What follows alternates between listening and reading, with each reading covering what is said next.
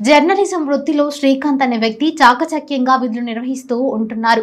అతనికి వస్తున్న జీతం పరిమితి మేరకు కుటుంబంతో హాయిగా జీవిస్తున్నాడు. అయితే ఉన్నట్టుండి గత కొంతకాలంగా అతని ఆరోగ్యం దెబ్బతింది. కుర్చీలో నుంచి లేవలేని పరిస్థితి నెలకొంది. రెక్కాడితే కానీ డొక్కాడని కుటుంబంలో జన్మించిన శ్రీకాంత్ కుటుంబానికి అతని ఆధారంగా ఉంటున్నాడు. వాళ్ళ కుటుంబాన్ని అతనే పోషిస్తుంటాడు. శ్రీకాంత్ జడ్చర్లలో నివాసం వండుకుంటూ జర్నలిస్ట్ గా పనిచేస్తున్నారు. ఉన్నట్టుండి శ్రీకాంత్ అనారోగ్యానికి గురి కావడంతో శ్రీకాంత్ కుటుంబ సభ్యులు దిక్కు తోచని స్థితిలో పడ్డారు. అరాకొర జీవితాలతో సాగే జీవనంలో ఆధారంగా ఉండే వ్యక్తికి ఆరోగ్యం క్షీణించడంతో ఆ కుటుంబానికి రోజు గడవడం కష్టంగా మారిందని కృంగిపోతున్నారు.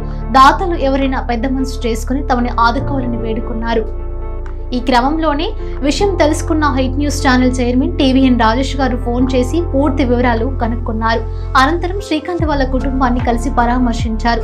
దీన స్థితిలో ఉన్న శ్రీకాంత్ను మరియు అతని కుటుంబ సభ్యులను చూసి చలించిపోయారు. ఈ మేరకు height news channel chairman TVN Rajesh గారు కొంత ఆర్థిక సాయం అందజేశారు.